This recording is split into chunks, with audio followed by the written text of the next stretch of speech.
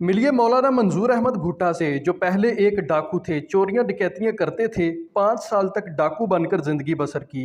ये चोरी करने की नीयत से गए तो वहाँ ऐसा मौजज़ा हुआ कि मंजूर अहमद ने वहीं तौबा की और अल्लाह से माफ़ी मांगकर राह रास्त पर आ गया। अब ये अल्लाह की राह पर चलते हुए एक अच्छी ज़िंदगी गुजार रहे हैं और एक मस्जिद में इमामत भी करवाते हैं।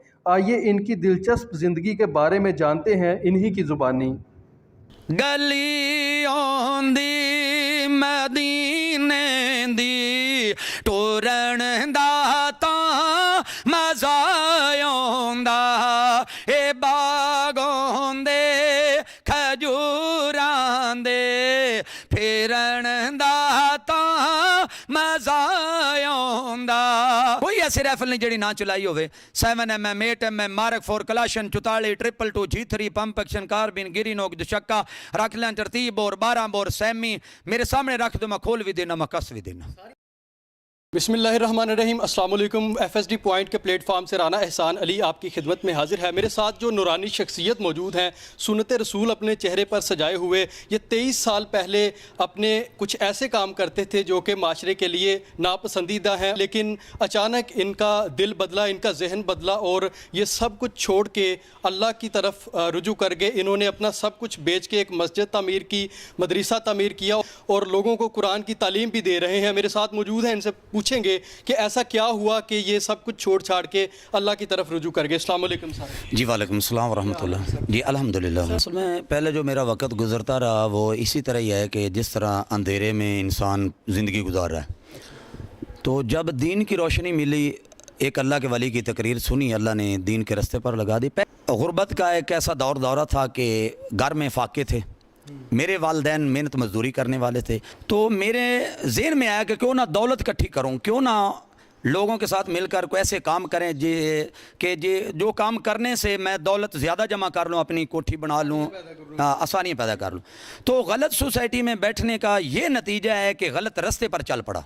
मैं अक्सर कहा करता हूँ, मियाँ साहब का एक शेर है कि चंगियां दे लड़ लग्या मेरी झोली विच फुल पै, भैड़ियां दे लड़ लग्या मेरे अगले भी डुल गए। तो मेरे गांव वालों को पता भी नहीं है ये क्या करता है। जब भी मैंने गांव में दाखिल होना होता था तो अच्छे कपड़े पैंट शर्ट पहनकर, अच्छे बूट यानी सर्विस के, नहीं छोटी थी, बिल्कुल छोटी थी। मैं आपको इंशाल्लाह पिक्चर देता हूँ, उस वक्त बिल्कुल छोटी छोटी थी।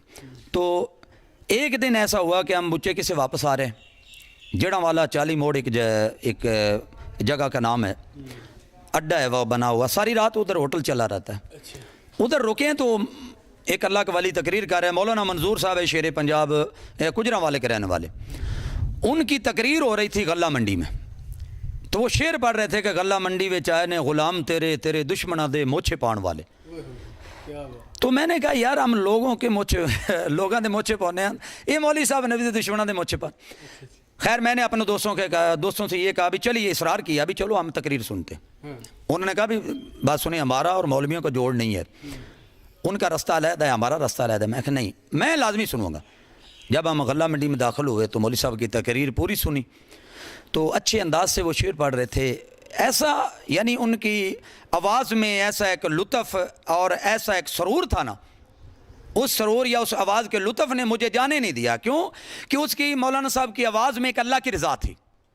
आज भी कोई किसी मसले के साथ ताल्लुक़ रखने वाला है जो अल्लाह की रज़ा के लिए तबलीग करता है, लोगों के दिलों पर असर होता है। हमारे जैसा आदमी जिसकी ज़िंदगी बुराई की दुनिया पर यानी गुजर रहे, वो भी दिन थे कि इधर हाथ में जाम, अब तो रस्ते भी ना याद रहे मैं खानों के। तो मैंने जितनी किस्तें थी ना, वो TDK के वाले ये किस्तें जो टेपों में लगाई जाती थी, वो मैंने सारी ख़रीद ली। उन किस्तों में एक केसट थी कारी यकूब फैसलाबादी की, हज़रत मौलाना कारी यकूब फैसलाबादी, फ़िक्र आखिरत खोंडा मोड़ की उनकी तकरीर थी। जब मैंने वो तकरीर सुनी कि मरने के बाद क्या होगा, हमारा ईमान अल्हम्दुलिल्लाह ज़्यादा पुख्ता हो गया। मैंने कहा भाई आज के बाद मैं कोई काम नहीं करूँगा।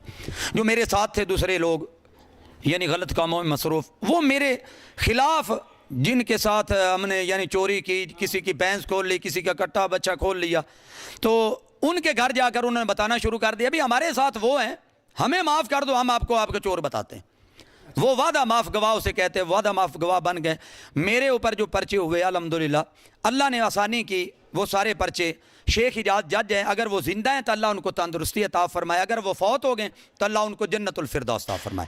पहले ही मैं ना छोटी सी मस्जिद है उधर کچہریوں میں جڑاں والے میں اللہ کے سامنے سجدہ ریز ہو گیا.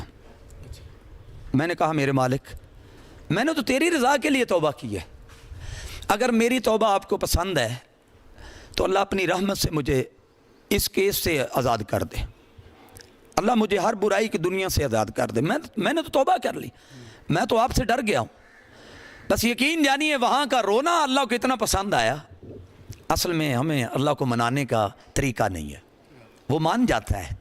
آپ تھوڑا سا آئے نا 2-4 آنسو درد دل سے نکالیں نا اللہ کے ڈر سے, تو اللہ آپ کے گناہ بھی معاف کر دیتا ہے. میں جج کے سامنے پیش ہوا تو جج کہنے لگا آپ کی ضمانت کنفرم ہو گئی. ساتھ ہی ریڈر کو کہنے لگا بھئی کیس کن کے ختم کرو, اسی وقت ختم کرو.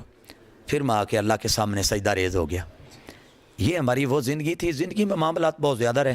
5 سالوں میں جی کتنا سکون تھا جب آپ لوگوں کو لوٹتے تھے. ہاں اس وقت سکون تو نہیں وہ جو پیسے آتے تھے تو جس نیت سے آپ یہ کام کرتے تھے کہ میری زندگی آسان ہو جائے گی, تو اس پیسے سے کتنا سکون تھا. یہ آپ اللہ کے گھر میں کھڑے ہیں, میں بھی اللہ کے گھر میں کھڑا ہوں, تو یقین جانیے اس وقت پیسے زیادہ تھے, سکون نہیں تھا. ہر وقت یہ ڈر لگا رہتا تھا کوئی ادھر سے آ گیا, کوئی ادھر پولیس آ گئی. اس وقت پولیس ہمیں ڈھونڈنے کے لیے لگی ہوتی تھی, آج پولیس ہماری حفاظت کرنے کے لیے چوکوں چرستوں میں کھڑی ہوتی ہے. آج بھی اللہ کے گھر میں کھڑا ہو کر میں کہتا ہوں حلفن واللہ باللہ تاللہ, آج بھی میرے پاس وہی مکان ہے جو میرے والدین نے مجھے دیا تھا. 2.5-3 مرلے کا مکان آپ کو میں دکھاتا ہوں, آپ وزٹ کریں. 23 سال میں نے جو کچھ بھی اللہ نے مجھے دیا وہ میں نے اللہ کا گھر بنا دیا. میری زندگی کی وراثت جو ہے نا یہ اللہ کا گھر ہے. میرے پاس اپنا ذاتی سائیکل بھی نہیں ہے, سیدھی سی بات. گاڑی رینٹ پر چلتی ہے اور مجھے محسوس نہیں ہوتی. جتنا بھی سفر کرتا ہوں بالا کوٹ سے لے کر کراچی تک, الحمدللہ ہر شہر میں ہر ضلع میں ہمارے پروگرام ہوتے ہیں. اور 4 مرتبہ اللہ نے اپنے گھر میں بلایا, 4 مرتبہ. ادھر لاہور میں ایک پروگرام تھا, وہاں پر میں نعت پڑھ رہا تھا کہ دل کردہ مدینے ٹور جاواں طیبہ دیاں ہون گلیاں. ادھر جب میں نے وہ نعت پڑھی نا کہ دل کردہ مدینے ٹور جاواں, تو حاجی عبد المجید صاحب کھڑے ہوئے. وہ کہنے لگے 1 لاکھ روپیہ پکڑو جاؤ مدینے. 1 لاکھ روپے نگد. حاجی عبد المجید صاحب ابھی زندہ ہے, اللہ ان کو تندرستی عطا فرمائے. بیگم کوٹ کے رہنے میں, الحرمین ٹیل والے, بیگم کوٹ کے ساتھ. انہیں کہا 1 لاکھ روپے پکڑو جاؤ عمرہ کر کے. گلیوں دی مدینے دی ٹورن دا تاں مزا آوندا, اے باغوں دے کھجوراں دے پھرن دا تاں مزا آوندا. مرن تو میں نہیں ڈردا, اے موت ایک دن تے آنی ہے, پر قبر آندی بکی دے وچ مرن دا تاں مزا آوندا.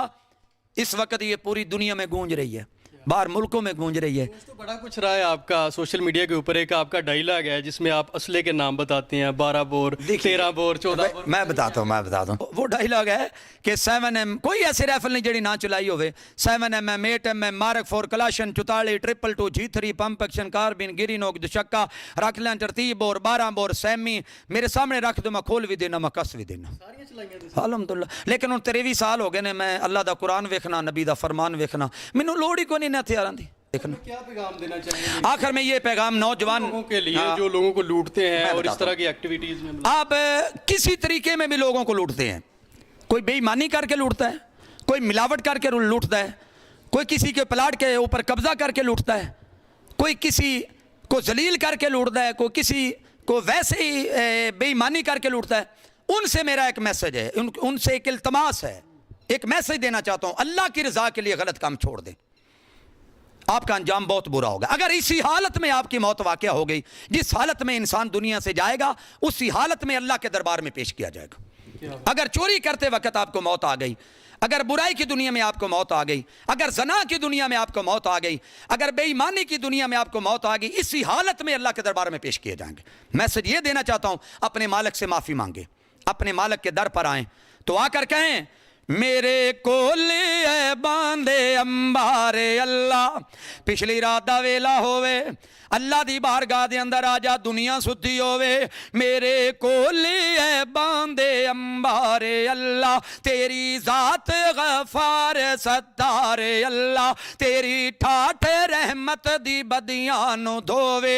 मेरे जैसा यासी क्यों बेआस होवे, है ईमान मेरा तू हाजत रवाए, न तेरे सिवा कोई मुश्किल कुशाए। मैं गैरां दे दर ते क्यों दामन फैलावा, क्यों मुशरक बना, क्यों जहन्नम में जावा, क्यों मुशरक बना, क्यों जहन्नम नु जावा।